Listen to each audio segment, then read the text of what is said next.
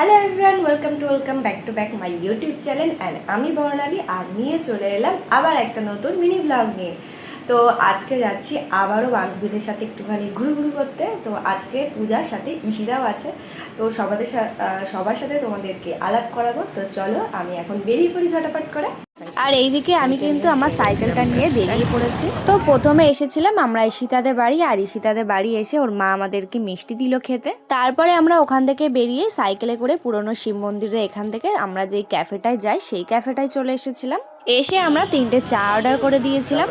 তো এটা হচ্ছে পূজা আর এটা হচ্ছে ঈশিতা। এরপর আমরা এখানে কিছুক্ষণ গল্প করলাম আর একটুখানি আড্ডা মারলাম। তারপরে আমরা একটুখানি গিয়েছিলাম মসলন্দপুর স্টেশনে।